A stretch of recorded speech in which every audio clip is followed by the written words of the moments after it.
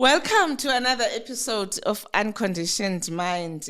Unconditioned Mind is a project of Awakened Global, which is a movement that seeks to contribute towards gender and racial inequality. And this season, we're doing a very important topic, entrepreneurship and personal development. And I have an exciting guest for you, my good friend, Dean Davey, all the way from Belgium. Are we not blessed? Are we not blessed?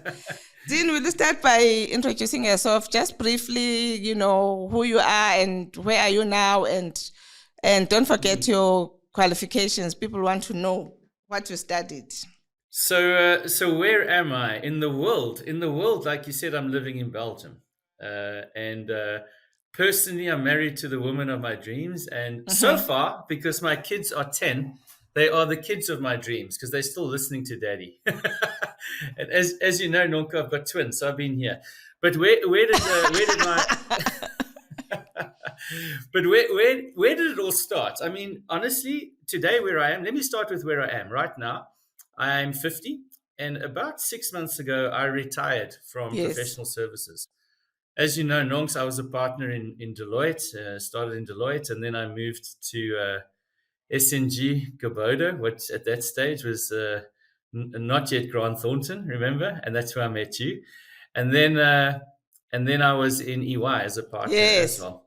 But I decided 6 months ago to shift gears a bit, to do what I think my real passion and calling is at this stage in life. And so I've gone as an independent, as an entrepreneur, as you're saying, yeah, you know what that feels like. And I'm doing leadership development. I'm doing executive coaching. I'm helping people actually of all levels in life find their purpose. I'm doing life coaching.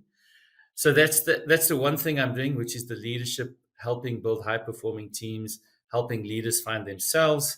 And then the other thing I'm doing, Nonku, actually is I've got with three friends, I've opened up a private equity fund, and we are investing in small businesses in Europe. And if I find something in South Africa or Africa, I'm actually looking, to be honest. And we are investing in small businesses with the intention to really help small businesses to scale, to coach the entrepreneurs on how to build a vision for companies, how to scale the company, etc. So that's what I'm doing at the moment. But where did it all start? That's the question, right? So it started, it's crazy. Yeah? Yes. Dean, I mean, you qualify as a chartered accountant. Yeah, indeed. And I know when you qualify as chartered accountants, our life changes. Just take us back there. Yeah. Take us back there. Indeed. So look, my life and finding my place in my career, Nonku, was a bit messy. And to be honest, I always say that qualifying as a chartered accountant kind of saved me. I come from a background. My dad was a miner who left school when he was in standard 8. So in our house, business wasn't something that was spoken about. And I had no idea what business was about when I was growing up. And so I, by hook or by crook, I got into university through a sports scholarship because I remember clearly one day my dad said to me, Dean, you're going to leave school and you're going to come work with me in the mines. And I just inside me, I had a feeling that wasn't my destiny. Sure. Yeah, crazy, yeah. So I figured out a way how to get into university through sports. You won't believe me. At that stage, I was a lot fitter and thinner than I am now.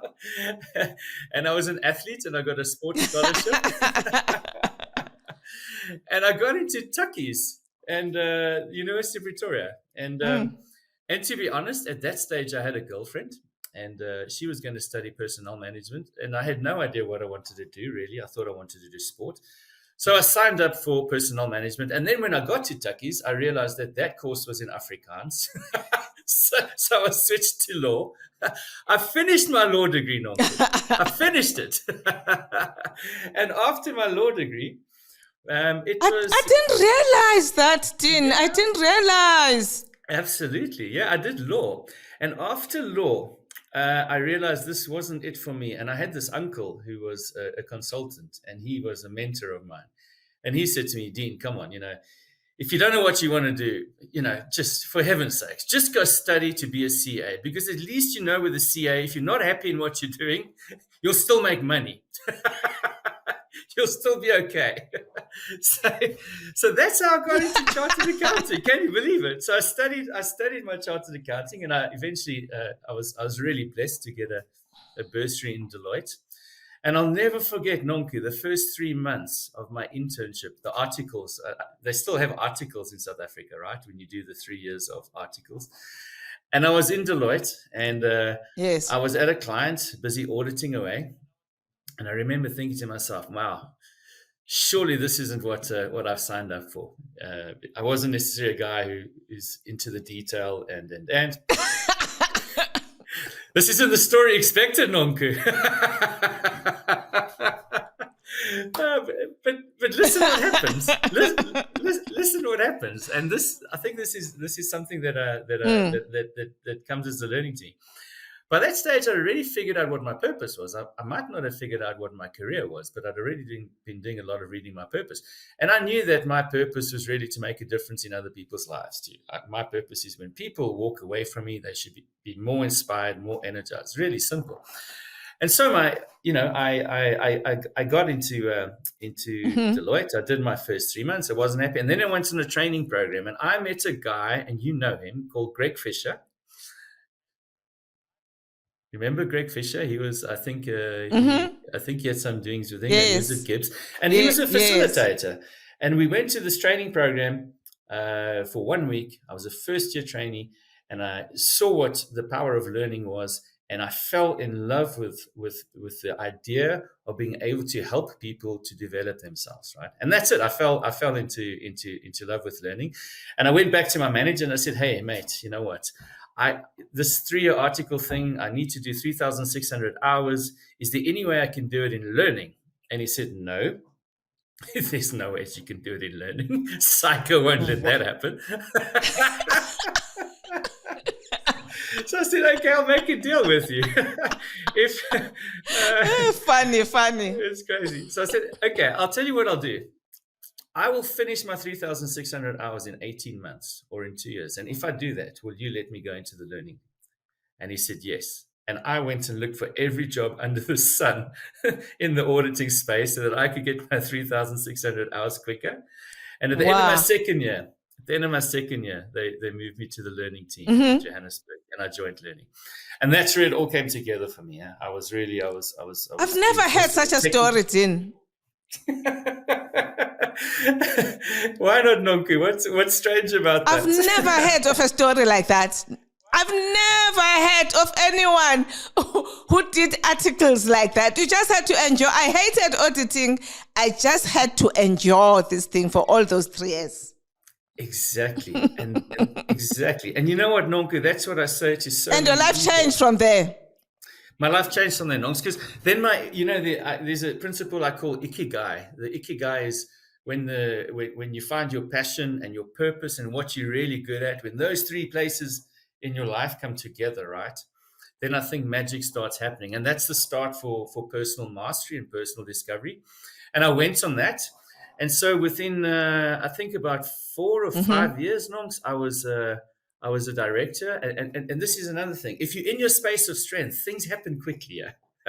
It's when the universe conspires and things happen. So I was in my good place. I had my purpose. I knew I wanted to help people. I knew I was passionate about learning. And it was a strength of mine. I've always been someone who's been okay and reasonably good at teaching and communicating and doing presentations. So before I know it, I did really well in Deloitte. And I was leading the Deloitte Africa office by the age of 29 or 30, the learning team. And then, and you speak about entrepreneurship, and then something crazy happened. 2 or 3 guys inside Deloitte were wanting to start. At that stage, learning was all going technology based, and that was the big thing. And so I'd reached a stage in my career where I felt like I was good, and it was fantastic. But I had this entrepreneurial bug in me that said, listen, if ever you get the chance to do something sort of by yourself, entrepreneurial, then go for it. And these guys started a company called Learning Lab, and it later became the WOW Group. As you know, Nonku, you know the WOW Group. And our purpose was to actually help chartered accountants, young chartered accountants, managers, directors, right, on the technical skills, but more importantly, how to be leaders. So our focus was on training chartered accountants to be leaders. which was just amazing. And that company it took off. Yes. And that's when we got a few clients where we helped them, big clients, and that took off. And that was an amazing time in my life. That was that lasted about 3 or 4 years. And then you know who I met. I met my wife. Mm-hmm. And so Annelies, my wife, was at that stage living in Geneva, and the safest city in the world. And so we met and fell in love, and she moved to Johannesburg, the not safest city in the world, but the most beautiful city in the world, right? And yes. And so I was at that stage with WOW, and she was actually working at Saika at that stage, to be honest. And it just was tough for her, Nonku, to settle into South Africa at that stage. She'd been in Geneva for 7 years. And so it was really tough for her to get used to the environment. And I was, and still am, madly in love with her. And then we make strategic and choices based on values and priorities. And I decided that between us, we would leave South Africa for a time.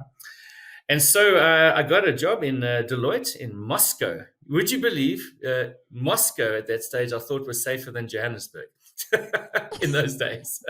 So people always say you left Johannesburg and you went to Moscow. So I was the leader of talent in Moscow and built a great team. At that stage, the Deloitte practice was growing at about 100% per year.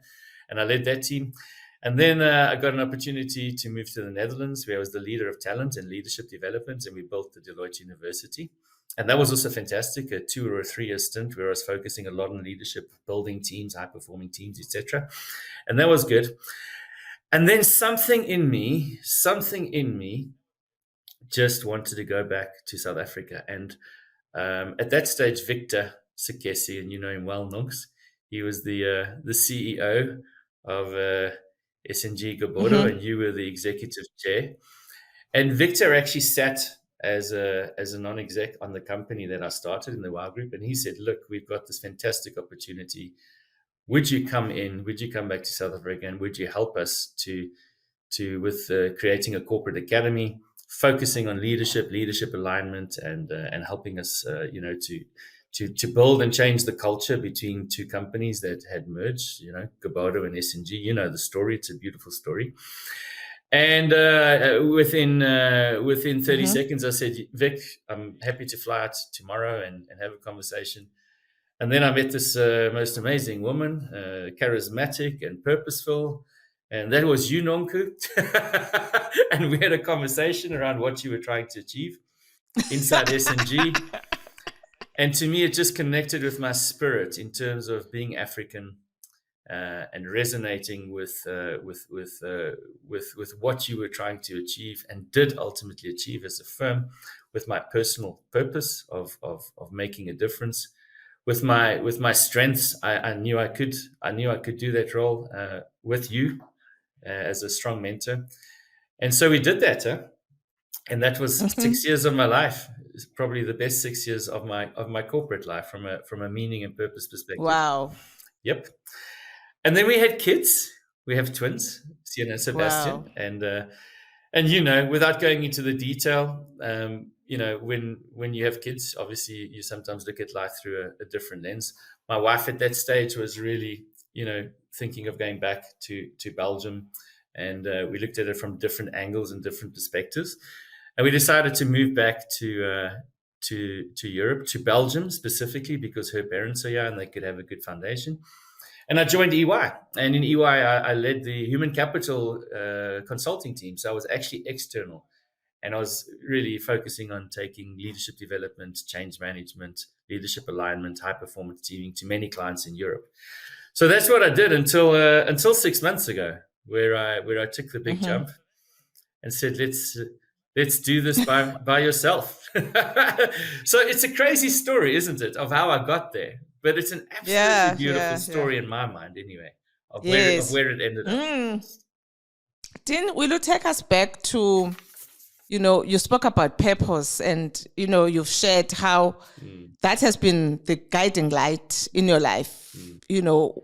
Since you discovered what you call your purpose, you've always been, involved in something that would position you to practice your purpose. So how do you find purpose? Because there's such a confusion around purpose, a lot of frustration, people frustrated that, what is my purpose? I can't find my purpose. Will you just help my listeners to navigate this whole issue around purpose? Yeah, sure.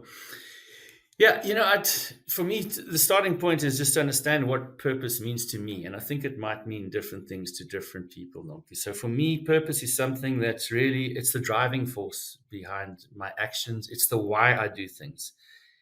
It's kind of the force that gives meaning to whatever I do in life, holistically, whether it's in my career or with my family, etc. And that could be professional and it can be personal. So purpose really to me is my North Star. And like I said, it can be different things to different people. In my world, Nonku, purpose is really driven by my faith. Purpose is driven by my faith. In other words, I have a strong belief that I was put on earth. And by the way, please, this is different for everybody. I'm just trying to use an example as how I define purpose, right? And everybody might have a different base for it. It's driven by my faith. I believe I was put on earth by God with talents. And it's my responsibility to figure out what those talents are and to use them so that I can be the best version of myself. I really believe that's what life's about. We put on earth to find the best version of ourselves, and so that I can help others, right? And so my journey towards finding my purpose, and it is a journey. That's something else that I think we need to understand. It's not like you wake up one day when you're 23 or 21, and you go, whoa, I've got my purpose, right? Because it's a journey towards finding it as you explore yourself, as you find Yes, yes. And so I was really helped by a mentor. And I would really recommend that if you're on this stage in life, to find a mentor, right? And this mentor gave me a book called The 7 Habits of Highly Effective People. And this gave me a framework on which to build my purpose. And it was really cool because a lot of people, when you talk to people about purpose, it's often around what they want to achieve. I want to be a millionaire. I want to build a business that. Yes. And in fact, a lot of people, when you talk about purpose, often they restrict it to the career and the professional life, right? And so for me, what this book did to me, Nonku, it said, look, Stephen Covey, he said, it's not just about what you want to be and what you want to do with your life. It's really about who you want to be, who you want to become. And so I'll never forget it. It's actually on my wall. Don't you love that? Who you want to become. And Stephen Covey has this cool exercise. He says, if you want to really get to the nitty-gritty of purpose, imagine this. And it's a somber exercise, right? Imagine that you're on your own funeral and you're looking down on all the people at the funeral. 2 questions. Who do you want to be there? And what do you want them to say about you? And I did that exercise, and I do that exercise yearly. Okay. Wow. And I had in my mind, my mom, my dad, my wife, my kids, my family, my community, my church, my colleagues, etc. And I approached this with the mentality of, who do I want them to say I was to them? And I drew a picture in my mind. And those ultimately became my core principles, my core values. And then I said, what would they say about who I was? And then I said, what would they then say about what I achieved? In that order, eh? Wow. So by 23, wow, I had a purpose, and it hasn't changed. My purpose is very simply, I live a godly, purpose-driven life where I make a difference in the lives of others. Boom. And I define my core values. I'm purposeful. I'm a positive force. I'm energetic. I'm generous. I'm kind. I'm impactful. I'm healthy. And those grew over time. But I took the notion that I really want to I want to base this purpose on who I want to be. And then I said, okay, and this is some advice I'd give to anybody trying to find their purpose. Now go and convert that into the different roles I have in life. So yes. I have a role as a God follower, as a Christian. Okay, as a God follower. Yes. I have a role as a husband. I have a role as a father. I have a role as a leader in a business. I have a role in my community. And I started saying, well, what do I want to achieve? And then start putting a plan in place for all of those roles. So purpose kind of for me was something that became quite clear because I really invested time in understanding what it is. I had a view on what it was. I had a view on what I wanted to be, and then I started setting goals that achieved my purpose. Does that make sense? So it's for me quite linear, right? And it was a little bit of a program I followed. And to be honest, it's still a program I follow because I think finding a purpose has certain key components to it. Wow. So, so what do you say about this frustration? Because, I mean, you've explained it, so excellently. Is it something that we need to worry about? Because I always believe that purpose is whatever you're doing at this moment. If you're a student, that's your purpose right then. Don't be dreaming about something else. Absolutely. If you are, you're starting your career, training to be a manager, that is your purpose right then. Absolutely. Because I don't understand what this frustration is. But I suppose this thing of purpose is something that the way you've explained it, that comes to you and you recognize it when you found it. Absolutely. I think, right? Absolutely. So what do you say about this frustration? Yeah. No, I see it all the time. A lot of people say to me, Dean, you found your purpose at a young age. You don't understand my frustration.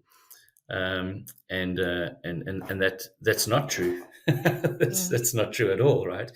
Because I think if you take a long-term view on purpose, right, and say, well, this is what I want to do, and this is what I'm going to achieve, and you always look at the future, then you forget about the present, all right?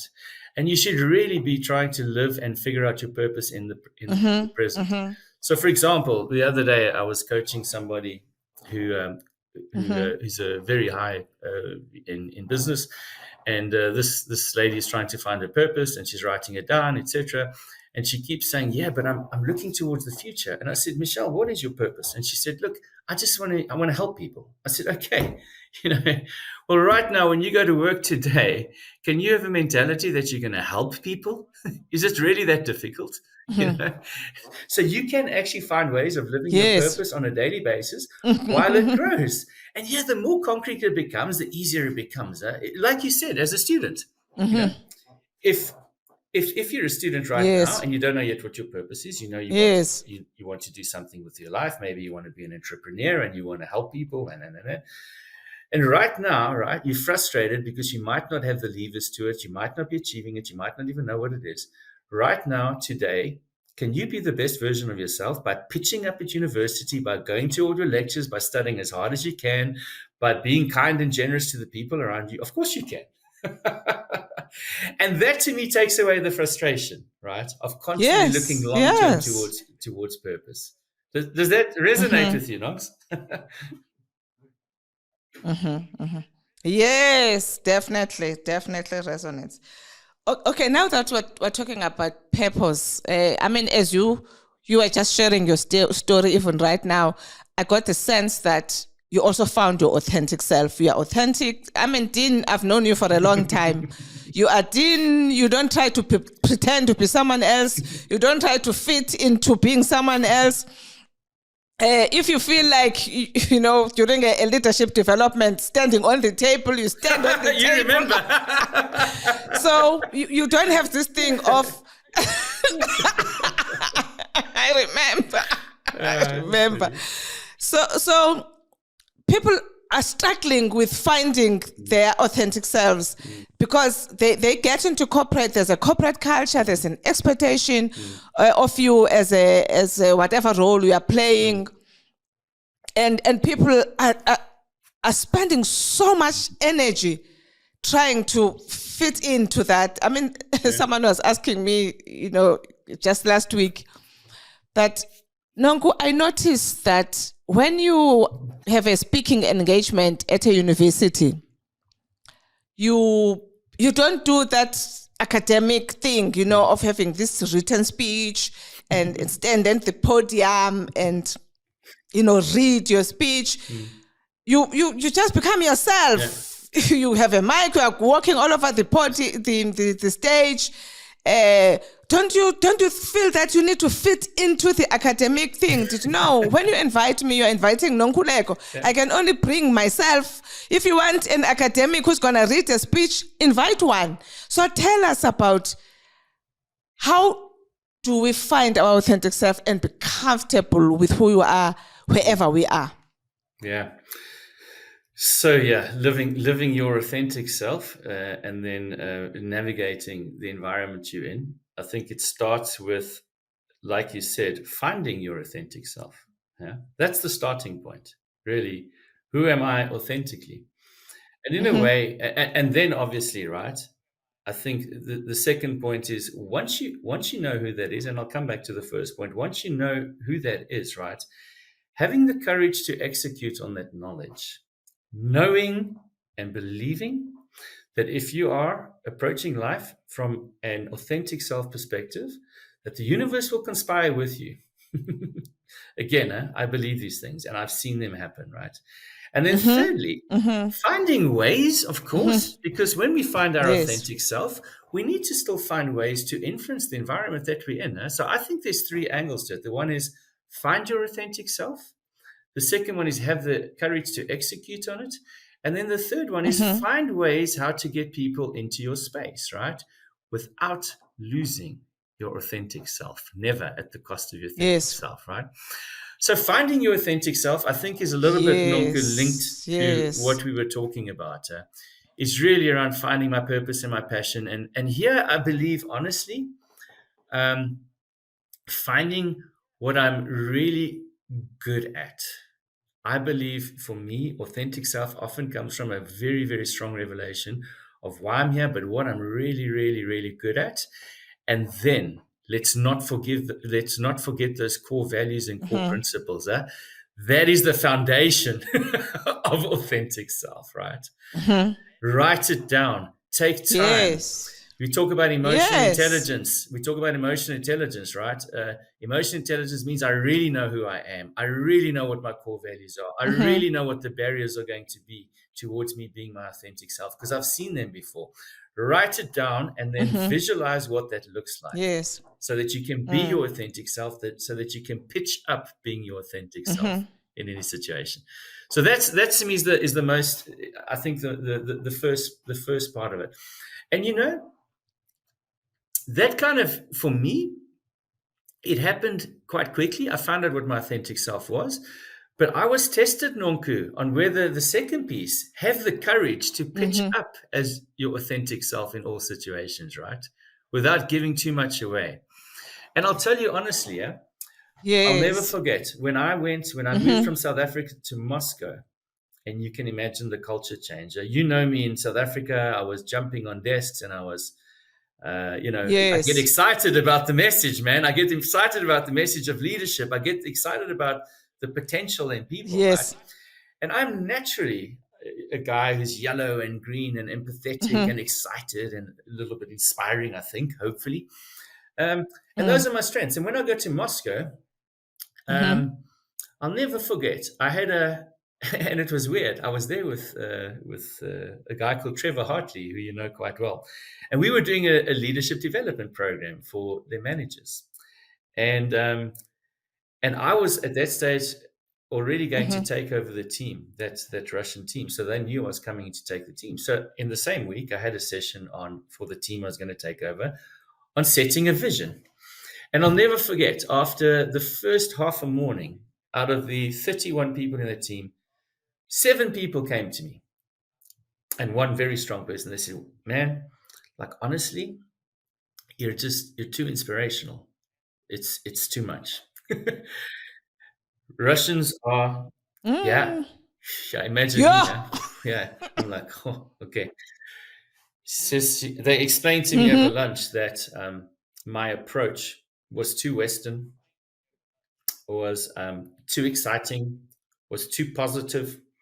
That in their culture, it's all about pragmatism. It's all about how you do stuff.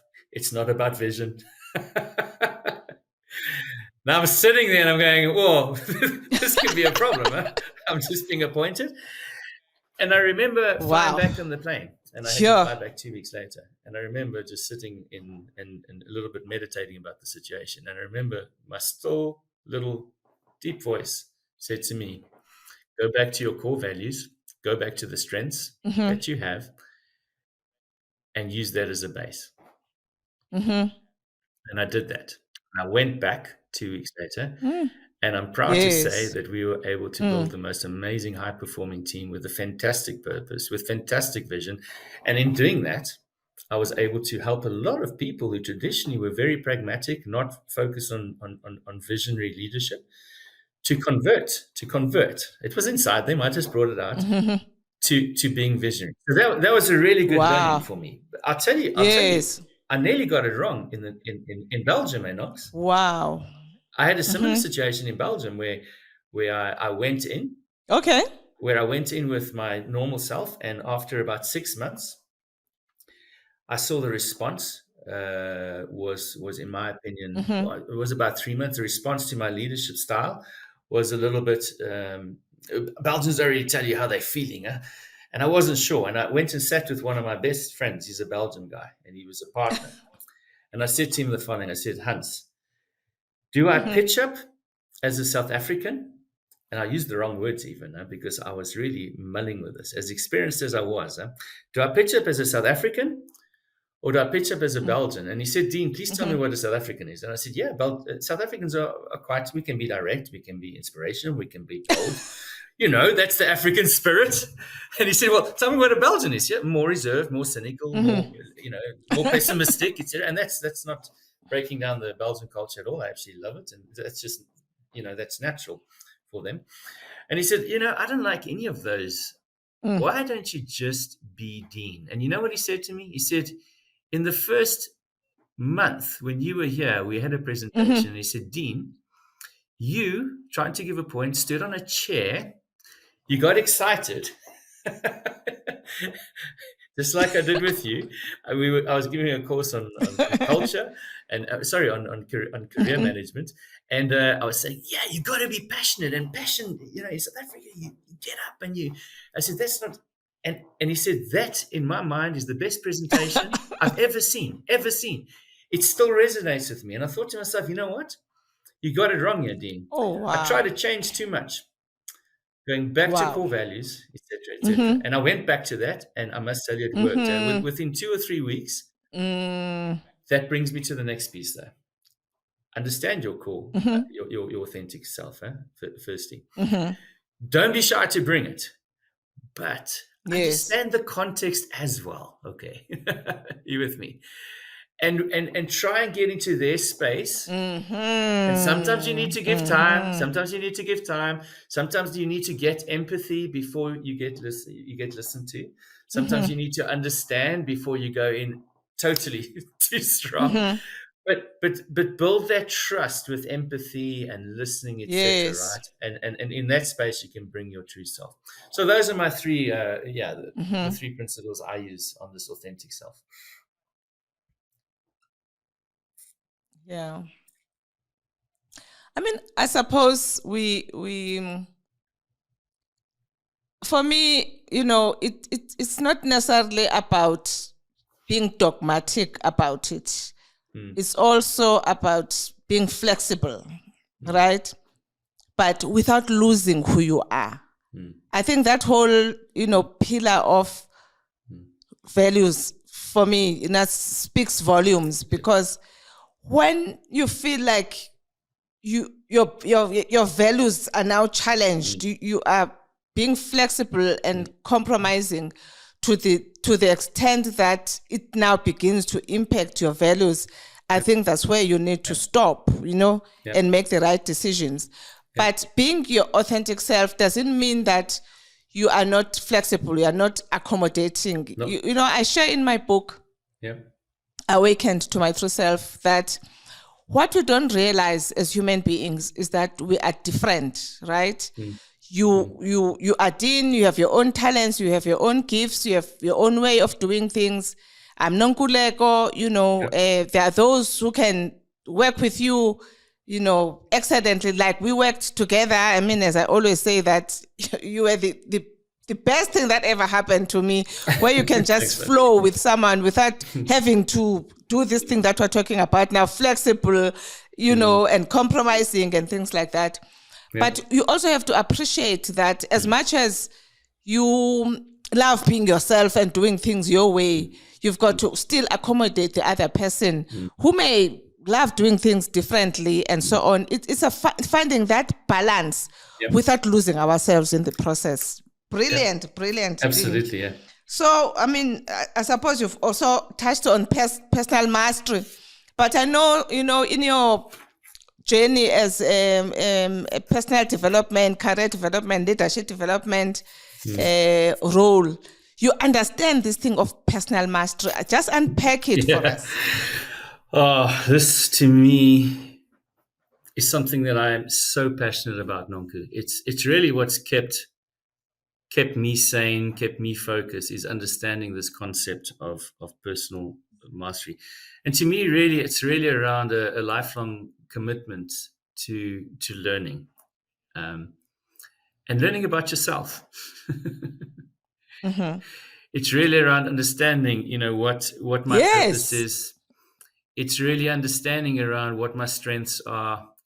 It's really understanding around what my preferences are. You were talking about preferences earlier, towards it could be a personality preference. It could be the way I communicate preference. It's really around understanding all those things, right?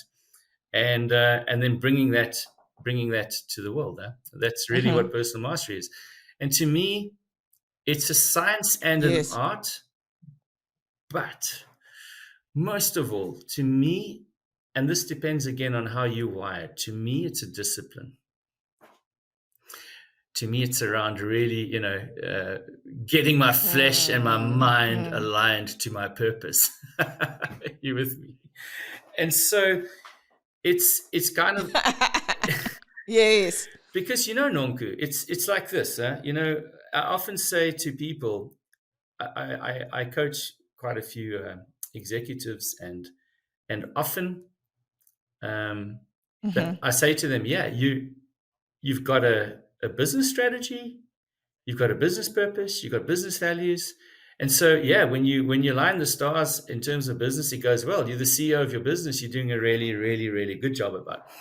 But personal mastery to me is a different question. Well, it's the same question in a different context.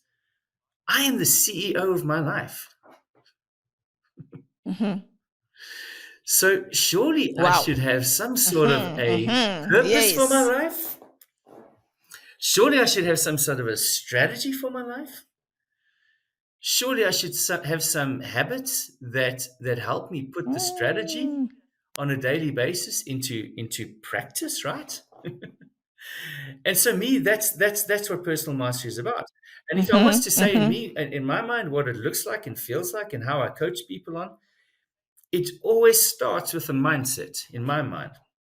And the mindset is, hey, you are the CEO of your life. What kind of life do you want to have? Because life, some people get through life, Nonku, and they're lucky.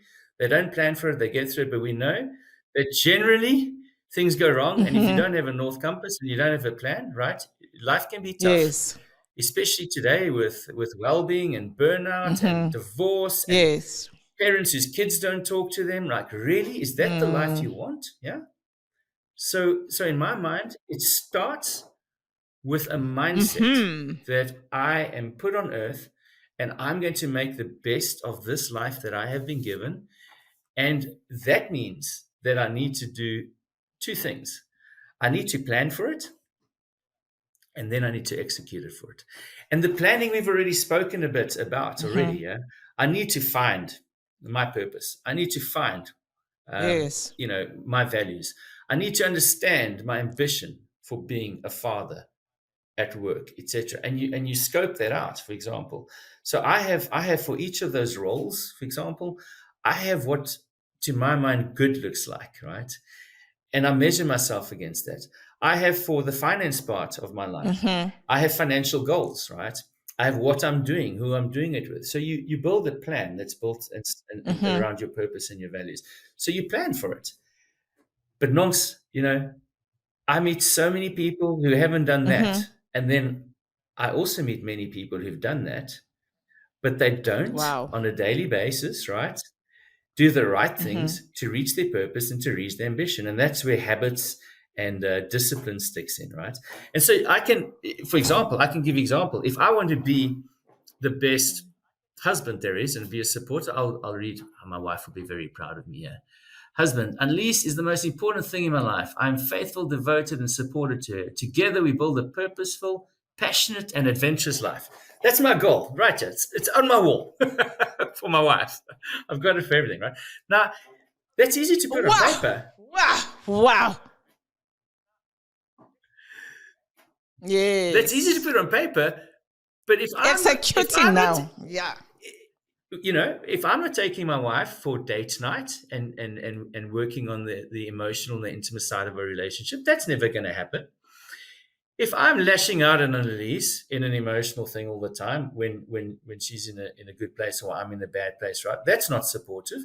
So on a daily basis, right, I am really going through this and telling myself that this is what I need to do today to meet the objectives of this specific part of my life. Health, we all know that, for example, to be successful, you need to be sustainable. So eating properly, getting enough sleep, walking. I mean, exercise is something that's different for different people. So I build that into my diary, right? So personal mastery to me has got the carrot, the vision, the ambition, the yellow, but then it's got the red and the blue, huh? Like, what am I doing on a daily basis to actually achieve this? And that's where a lot of people get it wrong, right? Becoming a master at something, Nonku, you remember when we were CAs? How many times we read those IFRSs and the ICEs and blah, blah, blah? I mean, 1,000,000 times, right? Why is it different? Why is it different when we apply the same principle to us, to our life? It shouldn't be different. In fact, I'd say it should be even more intense, even more important. So yeah, this is something I take very seriously. And when I help people to understand that it is quite a serious exercise, but inside that seriousness is fun. Inside that seriousness is flexibility. Inside that seriousness is this is a framework. And once you've got the framework, you have fun inside the framework. Huh? So yeah, that's what I see as personal mastery. And that's how I help a lot of people just get on track. And it's not rocket science, huh? It's really not rocket science. It's really about ambition and discipline. Yes. We always talk about balance in relation to women. It's women who are concerned about making the marriage work. It's women who are concerned about, let's raise our children properly. Men think that their only responsibility is, going out there, bringing the bread, and none of these things are their concern. And for me, how can you call yourself successful if your marriage is failing? If your children don't even have a relationship with you, it's like you don't exist to them because you are never there for them. You pay no attention to developing a healthy relationship with your children and with your wife. And then you go to work and you think that you're going to respect people when you don't respect your own wife, when you don't respect your relationship with your children. Absolutely. I mean, how are you going to respect people there? You deal with a lot of leaders, Dean, who may be really good at what they do, but they have not found this personal mastery that you're talking about. Absolutely. Just talk to us about your responsibility as a leader at home and at work. Yeah. Well, I think it's about, authenticity. And I think it's about being holistic as a human being. I think sometimes leadership starts with me, the authentic leader, right? And so my responsibility as a leader, I think, depends on my frame of reference as to how I position that in my purpose statement. And to me, it's all encompassing. It's around using my strengths and being somebody who gives to broader than just work. So and that's the mentality thing, right? That I take on. You won't believe me how many people, Nonku, and here's the thing. I honestly believe that if you don't take a holistic perspective, firstly, it sometimes will come back and bite you in the bum, as we say. It will. The pieces of your life will fall to pieces because nobody is meant just to have a job. There's the well-known written by Steve Jobs, and they sometimes check the authenticity of whether it was written by him. But nonetheless, go and check a guy like Steve Jobs, who on his dying bed writes back saying, I wish I'd spend more time with my wife. I wish I'd spend more time with my kids. I wish I'd realized that a $5 watch tells the same time as a 50,000 euro job. I wish I'd learned that a Ferrari or a broken up Beetle, Volkswagen, gets me to the same place as a Ferrari, because then I would have focused on other stuff other than my career. All right. And I think that's often what people miss. Often people miss that to really be happy in life and to be effective in life, you have to take a holistic view. And to be honest, Nonks, it's very difficult for me to coach leaders who don't believe that. Huh? You have to have that as a frame of reference and a starting point. And some people just don't believe me when I tell them that at some stage it's going to come and bite them in the bum. And trust me, I coach many very successful people that when they get to 45, in fact, I'm writing a course on it right now. It's called Midlife Mastery. You know how many people get to me and they've achieved everything in their career? Everything. Midlife Mastery. But they're into their fourth wife. Their kids don't like them. They've had 3 heart attacks, 2 strokes. etc. The list goes on. Huh? So my advice to people like that is, you know what? Listen to me. Listen to Nonku. You need to plan holistically, right? That's the first thing. The second thing is, right, you need to be authentic. The third thing is, as a leader, if you take this authenticism into your leadership space, right, it really ruins the circle. And at some stage, right, you might never get caught out, but you'll never be effective as a leader. And a lot of times you get caught out, because when you're pitching up as a leader, people can often see through whether you're being authentic or not, because people are not stupid. So, yes. Yeah.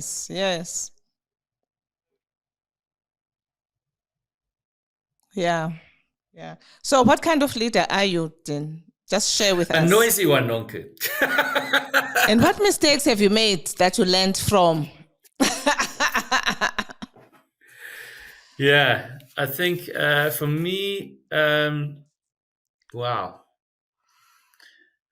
I think servant leadership. I think I'm a servant leader.